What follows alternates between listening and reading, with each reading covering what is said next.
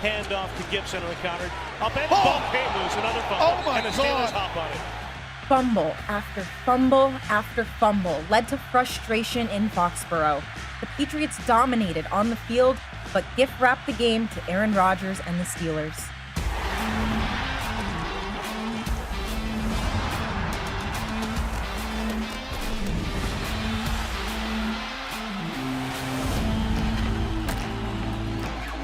Patriots Unfiltered on TV is brought to you by Toyota's official website for deals, buyatoyota.com.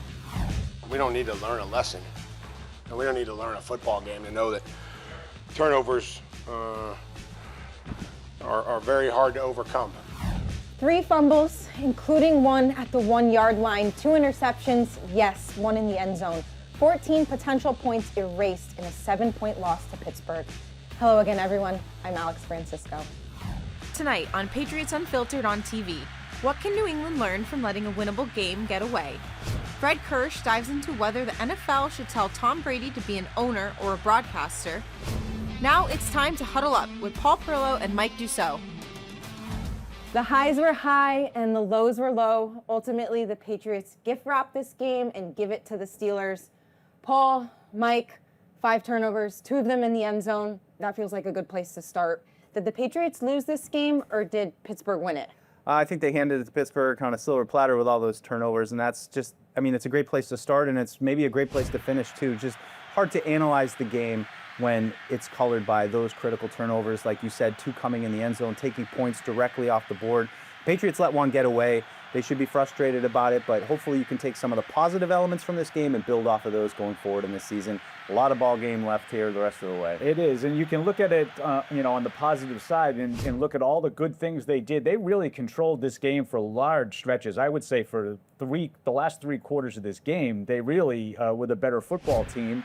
5 turnovers, you're going to lose virtually every time, but they did a lot of good things offensively. They just could not stop giving the ball away, and ultimately you got a loss in a game that you really should have won. Ramondre Stevenson and his fumbles, we've discussed it ad nauseum going back to last season. Even Mike Tomlin said his ball security was a point of emphasis for his defense in preparing for this game. Now, I don't believe this is as black and white of an issue of just benching him outright. Where are you guys landing on this? No, he's too good of a player, and I think Mike Vrabel said it after the game that we need him to be successful, especially coming off last week against Miami where he had an excellent performance, a throwback performance, and I think that made people kind of forget his struggles last year with the fumbling issue.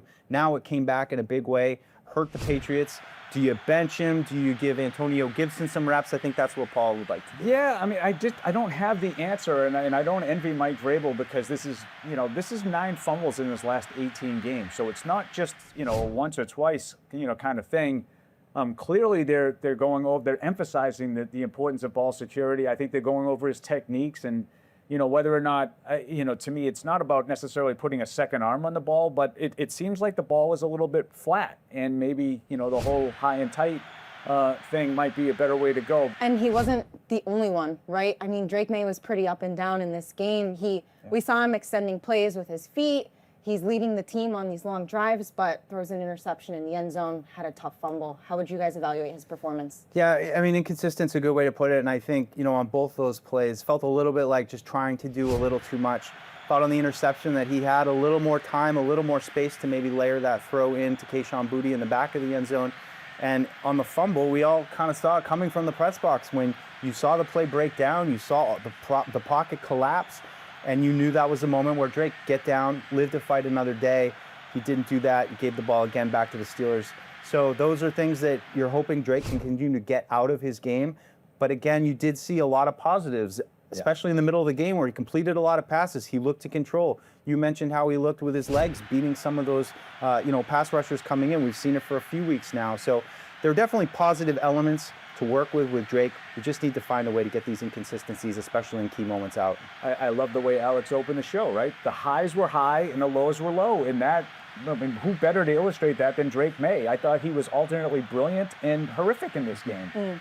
You just can't have the amount of turnovers that the team has been suffering, and Maye in specifically, but he did a lot of really good things in this game. They had some 4th down conversions that he was able to sort of put the team on his back. just got to fine tune it. I think it's just, sort of part of that process with a young quarterback. Got to get a little bit more disciplined, especially with the fumbles. Interceptions are going to happen, but the fumbles are preventable when you're just trying to do a little too much. I personally can't help but wonder if some of the sacks maybe impacted him. So I'd like to look at the offensive line, specifically at the rookies. I thought Will Campbell and Jared Wilson looked great against Miami.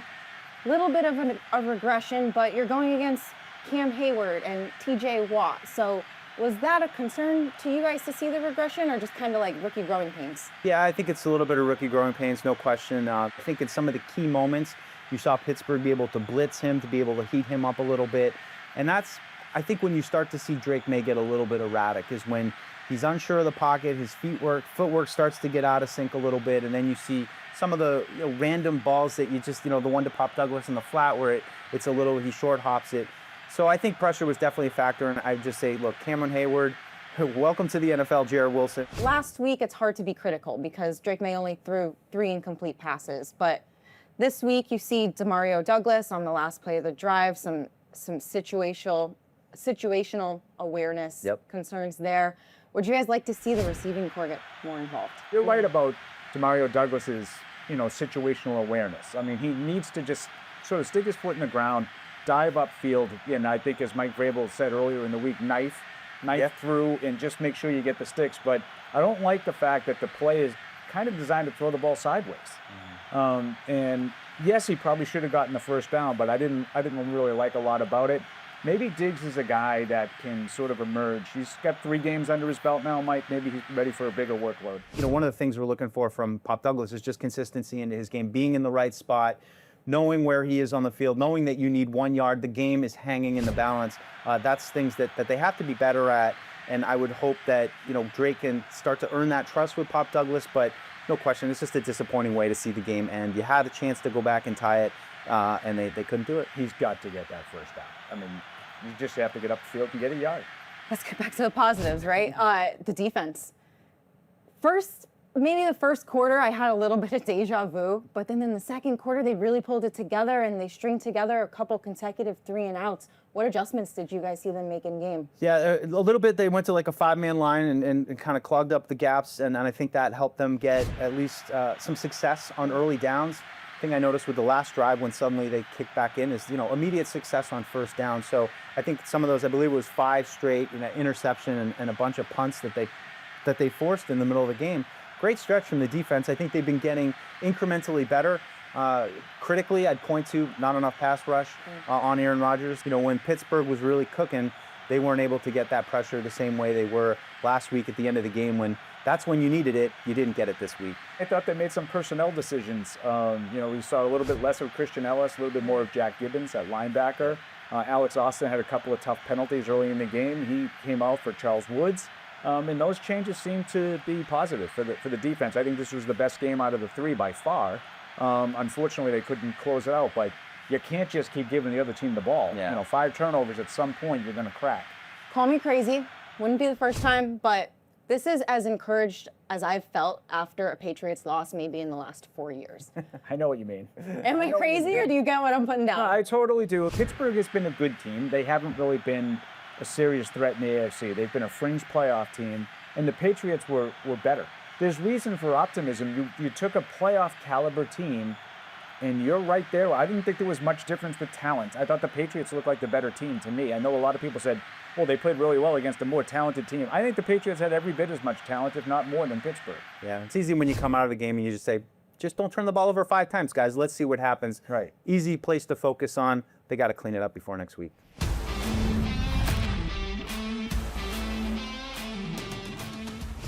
I need to weigh in on this whole Tom Brady, NFL owner and Fox broadcaster, being an unfair advantage for him and the Raiders. We saw Brady in the Raiders coach's booth 2 weeks ago, and everyone's hair caught on fire. The info he gets from talking to coaches and players to prepare for his broadcast gives the Raiders an inside track. No fair. Relax. People have it inside out. You think the people he talks to in his capacity with Fox don't know he's part owner of the Las Vegas Raiders? Of course they do. And that being the case, don't you think that they're careful about what they tell him? Of course they are. If anything, Brady and Fox are at a disadvantage because of his broadcasting gig. Brady is the GOAT, but he's no double agent. His cover is out there for all to see. Much more still to come on Patriots Unfiltered on TV. This week's Trash Talk debate centers on the decision-making skills of Drake Maye and what he can do to improve. We'll preview the matchup with Bryce Young and the Panthers. And later, I'll go one-on-one with Hunter Henry.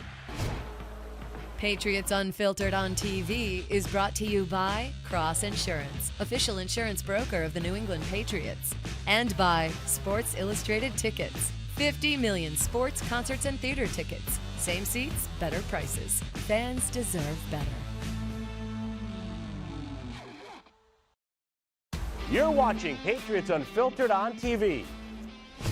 What's up, everybody? It's Evan Lazar. We're back in the Week 4 PUTV film room. Patriots looking to get a win on Sunday, get back on track here against the Carolina Panthers. I want to talk a little bit about Bryce Young in this Panthers offense. And really, I see a lot of similarities with their drop-back passing game to what the Patriots ran last year with Alex Van Pelt for Drake Maye. So let's go through this passing concept, and we're going to break down the progression read here for Bryce Young. So we're going to call this play CO Bow, and that's a West Coast staple right here. So up here at the top of the screen, you're going to just have the corner, and you're going to have a little under route. This is going to be 1 and 2 at the top there for Bryce Young in his progression. But really what they're trying to get open is this backside dig to Tet McMillan. Really talented rookie here at the bottom of the screen. Big time player for Carolina. So as we roll this play a little bit, I just want to pause it here for a second right here. You can see Budda Baker, the robber safety, right in the middle of the field. So we're man-to-man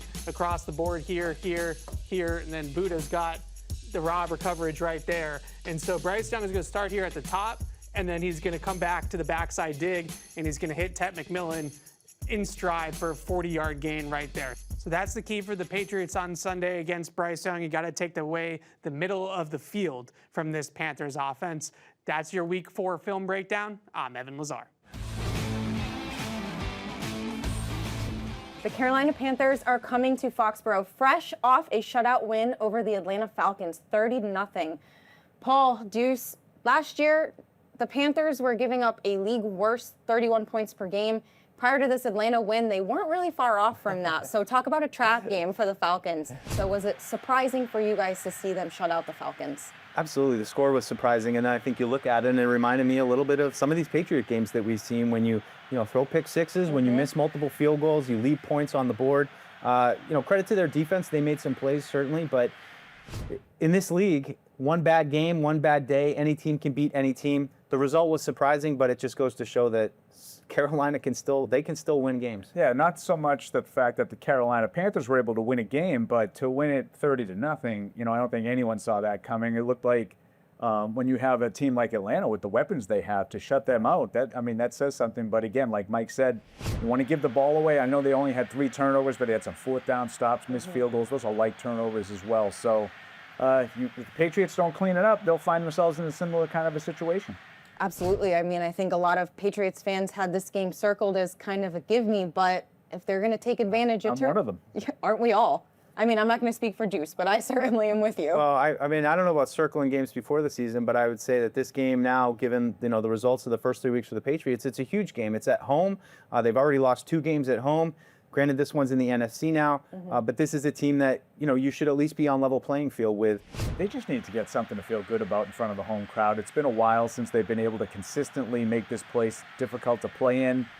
This is one that I had circled before the season. This is one you really should win. Panthers quarterback Bryce Young's been pretty inconsistent his entire career. What are some of his limitations that you guys look at that you think the Patriots defense can really take advantage of? That's a good question. I mean, I think it's, you got to point out Tet McMillan, the rookie receiver that he is apparently enamored with. I mean, he's targeting him a ton, not catching all those balls, but between McMillan's size and his athleticism, I think that's a great target for a young quarterback like Bryce Young to give him some confidence to throw to. So you got to be careful of his legs. He ran in for 1 touchdown. He's still can move like that.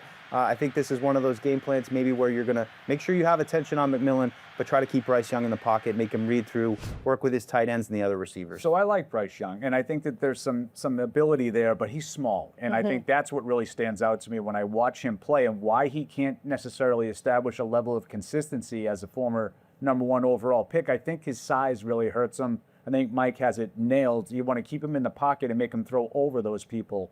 And I think he has a hard time doing that on a consistent basis. He has some ability. If you let him, get out of the pocket, move around, and make some plays, he can hurt you. But this is a guy I think you can contain in the pocket and make those windows a little bit more tough for him to navigate. I'm now joined in the studio by Patriots tight end Hunter Henry, who as of week 3 trails only Rob Gronkowski and Ben Coates in receptions by a Patriots tight end. Hunter, when you hear your name with 2 guys like that, what does it mean to be in that company?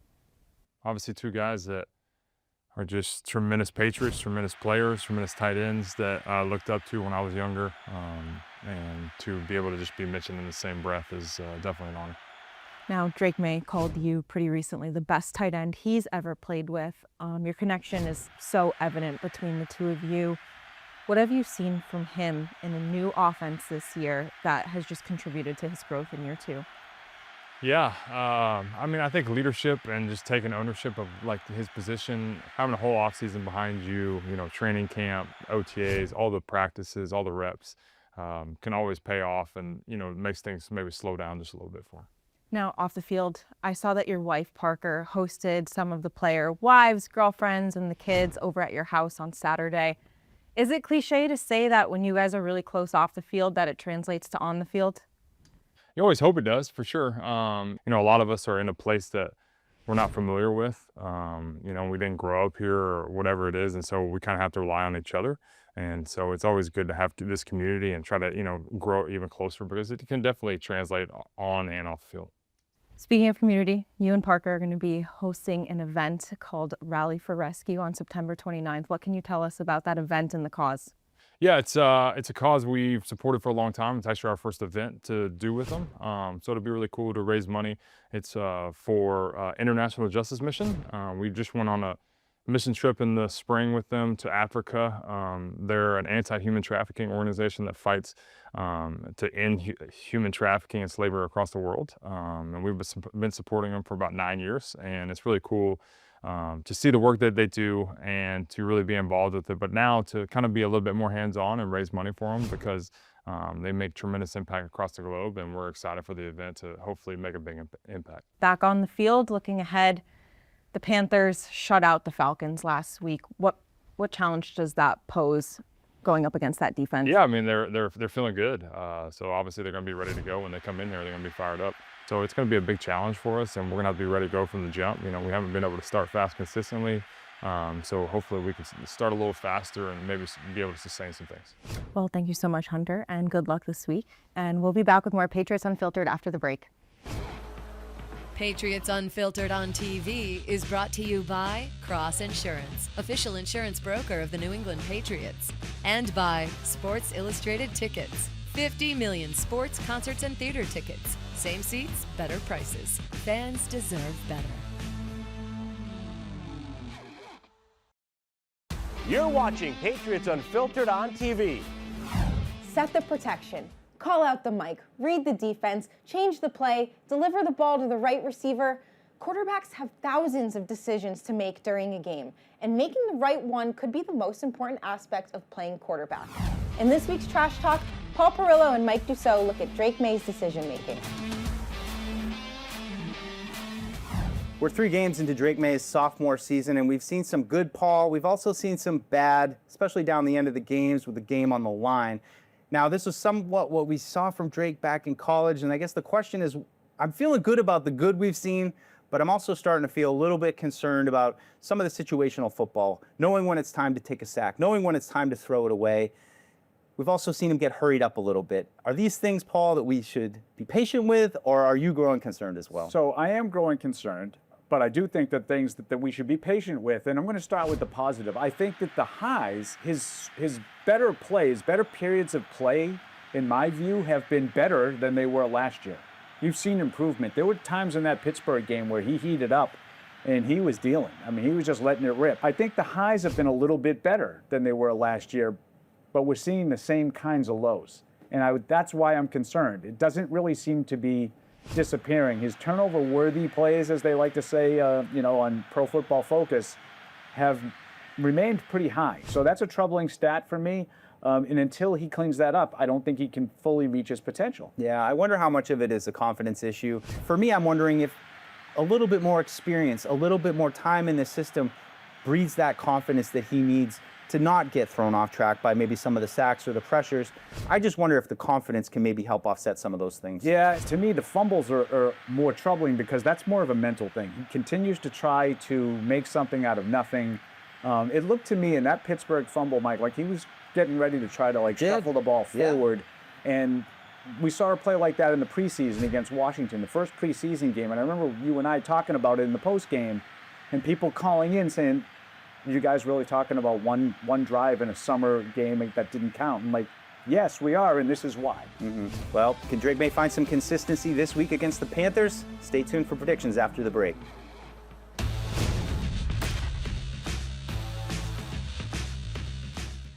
Now back to Patriots Unfiltered on TV. This week, the Patriots are 5.5-point favorites at home, and the over-under is 44.5. Mike Dussault, who will improve to 2-2? Yeah, I hate to say that this is a must-win in September, Paul, but it kind of feels like a must-win, especially at home with how last game went. But I like the Patriots in this game, and it's just as simple as cut down the turnovers. Cut down the turnovers and prosper. These are two teams that are evenly matched, and those are probably what is going to decide this game. So I'm going to go Patriots by a pretty good chunk. I'm going to say Patriots 27-13. All right. Yeah, Unbelievable. I know. That's my pick. That's my score.